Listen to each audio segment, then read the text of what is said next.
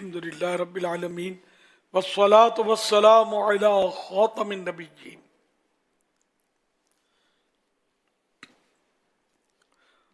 اما بعد فاعوذ باللہ من الشیطان الرجیم بسم اللہ الرحمن الرحیم الصلاة والسلام علیک یا رسول اللہ وعلى آلك وأصحابك يا حبيب الله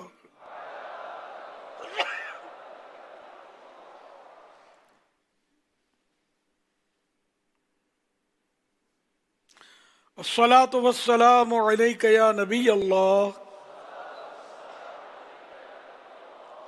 وعلى آلك وأصحابك يا نور الله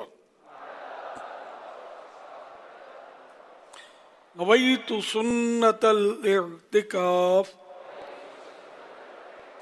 جب کبھی داخل مسجد ہونے کی سعادت پائیں اعتکاف کی نیت ضرور فرمائیں۔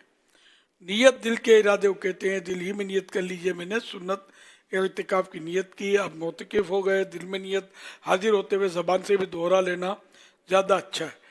خواہ اپنی مادری زبانی میں کہہ لیجئے کہ میں نے سنت اعتکاف کی نیت کی، اردو میں کہہ لیجئے۔ جب تک مسجد میں رہیں گے اعتکاف کا ثواب ملے گا، اور نیت تو دل میں جو ارادہ کیا تھا اس سے ہو گئی تھی، زبان سے کہہ لینا زیادہ اچھا ہے۔ اور یاد رکھیے مسجد میں کھانا پینا، سونا، سحری، افطار، آب زمزم شریف پینا، دم کیا ہوا پانی پینا، نیاز کھانا، آب زمزم شریف پینا وغیرہ اسی صورت میں جائز ہوتا ہے جبکہ اعتکاف کی نیت کی ہو۔ نیت نہیں کی تھی اور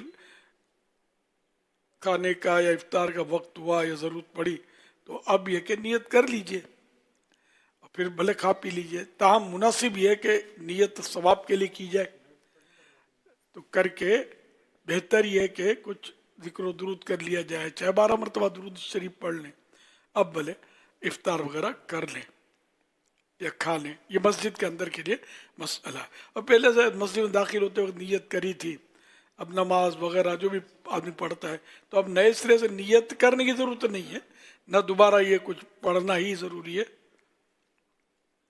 صلو علی الحبیب صلی اللہ علی محمد۔ 1447 سن ہجری کے شوال المکرم کی آج 16ویں شب ہے۔ اس مناسبت سے مکتبۃ المدینہ کے رسالے ضیاء درود السلام پیج نمبر 5 سے فرمان آخر نبی صلی اللہ علیہ وسلم نمبر 16، جس نے مجھ پر صبح و شام 10 بار درود پاک پڑھا اسے قیامت کے دن میری شفاعت ملے گی۔ صلو علی الحبیب صلی اللہ علی محمد۔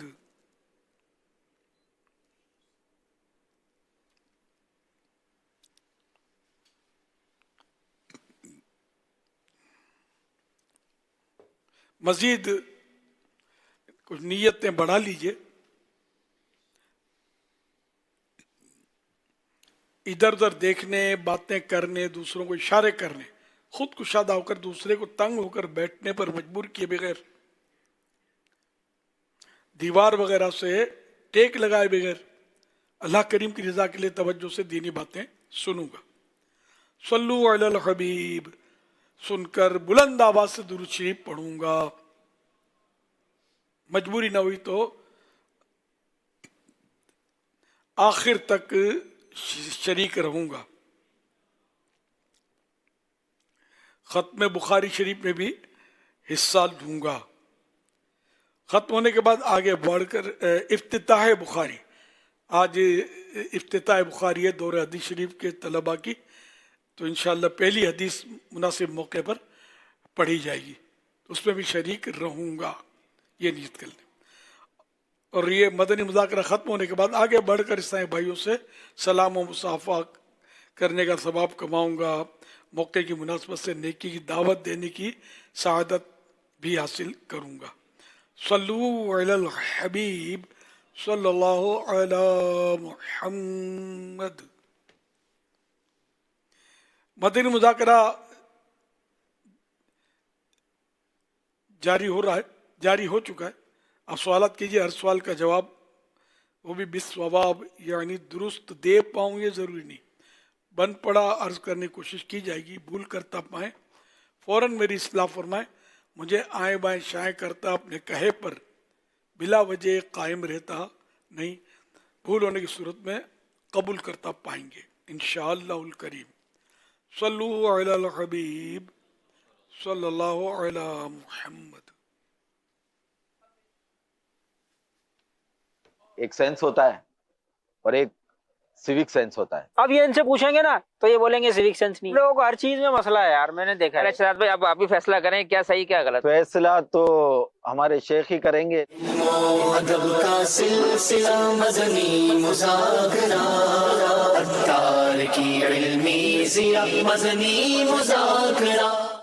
انشاءاللہ 11 بجے یہ وہ یونیک سوال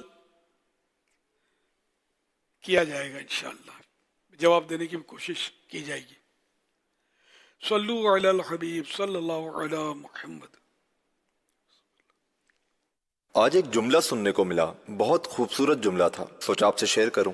کہتے ہیں کہ دوست ایسا ہونا چاہیے جو آپ کے سامنے اللہ کا ذکر کرے اور اللہ کی بارگاہ میں آپ کا ذکر کرے۔ امیر اہل سنت اس بارے میں آپ کیا کہیں گے؟ ماشاءاللہ، بہت پیاری بات ہے کہ دوست تو ایسا ہو کہ جو آپ کے سامنے اللہ کا ذکر کرے، یعنی مطلب نیک آدمی ہو اور اس کو دیکھ کر خدا یاد آ جائے، ایسے کی صحبت ملے جس کو دیکھ کر خدا یاد آ جائے اور نیکی کی دعوت دے، آپ کو نماز کے لیے لے جائے، سنتوں پر عمل کرنے کی ترغیب دے۔ خوش عقیدہ اور خوش عمل دونوں صفات ان میں موجود ہوں، اور اللہ کے سامنے آپ کا ذکر کرے، یعنی آپ کے لیے پیچھے سے بھی دعا مانگے، تو دوست واقعی ایسا ہی ہونا چاہیے کہ جس سے آخرت کی باتیں سیکھنے کو ملیں اور آخرت کی طرف بندہ متوجہ ہو، جنت کا شوق پیدا ہو، اللہ اور رسول کی رضا کا شوق پیدا ہو، نہ کہ ایسا دوست کہ جو گالیاں سکھائے، فلمی ڈائلاگ سکھائے، فلموں کا شوق دلائے، فلم کی باتیں کرے، غیبتیں، تہمتیں، جیسے آج کل کا ماحول دوستوں کا ہوتا ہے۔ تو جنرل ماحول کی بات کرتا ہوں، اچھے دوست بھی پائے جاتے ہیں، ایسا نہیں ہے، لیکن زیادہ تر جو بیٹھکیں ہوتی ہیں یہ اچھے دوست ان میں کمی ہوتے ہیں، اور اچھا ہوگا ان کے ساتھ وہ بیٹھے گا نہیں۔ صلو علی الحبیب صلی اللہ علی محمد۔ حضرت سیدنا یونس بن عبید رحمت اللہ تعالی علیہ فرماتے ہیں، بندہ جب گفتگو کرتا ہے تو اس کا تقویٰ و پرہیزگاری اس کے کلام سے ہی پہچانی جاتی ہے۔ پیارے امیر اہل سنت اس کی وضاحت فرما دیجئے گا۔ ایسا ہو بھی سکتا ہے اور ایسا نہیں بھی ہو سکتا کہ واقعی بعضوں کے انداز سے پتہ چل جاتا ہے کہ یہ نیک آدمی ہے، لیکن بعض اوقات یہ کہ گفتار کے غازی بھی پائے جاتے ہیں، باتوں میں ایسا لگے گا کہ ابھی یہ ہمیں آسمانوں کی سیر کرا دے گا۔ تو یہ ہوتے ہیں، تصوف کی کادو کا کتاب پڑھ لیں گے، تصوف کے جملے رٹ لیں گے اور پھر ایسا بیان کر کے آدمی کو گھیر لیں گے۔ ایسے لوگ بھی نہ جھوٹے صوفی بھی پائے جاتے ہیں، متصوفہ۔ تو اسی لیے کہا گیا نا کہ لباس خضر میں یہاں سینکڑوں رہزن بھی پھرتے ہیں، اگر جینے کی خواہش ہے تو کچھ پہچان پیدا کر۔ تو یوں طرح طرح کے لوگ ہیں، اچھی باتیں کرنے والے طرح طرح کے لوگ ہیں، قریب جاؤ تو بعض اوقات ان کے عقیدے میں خرابی پائی جاتی ہے، تو اس کی گلی سے بھی نہیں گزرنا چاہیے کہ تو ایمان لے لے گا اپنا، تو سفید چمڑی ہے، نورانی چہرہ، تو یہ نورانی چہرہ نہیں ہے، سفید چمڑی تو انگریز کی بہت زیادہ ہوتی ہے، تو خالی چمڑی سے کیا ہوتا ہے۔ حضرت بلال حبشی رضی اللہ تعالیٰ عنہ کا جو رنگ مبارک تھا وہ مشہور ہے، لیکن ان کے اس رنگ پر دنیا کے سارے گورے قربان، سارے سفید قربان، سارے سفید چمڑی والے قربان، جو نورانی چہرے والے ہوتے ہیں وہ بھی قربان۔ صحابی نبی تھے وہ تو، ہر صحابی نبی جنتی جنتی، सब सहाबियात भी जन्नती जन्नती सल्लू अलल हबीब सल्लल्लाहु अला मुहम्मद।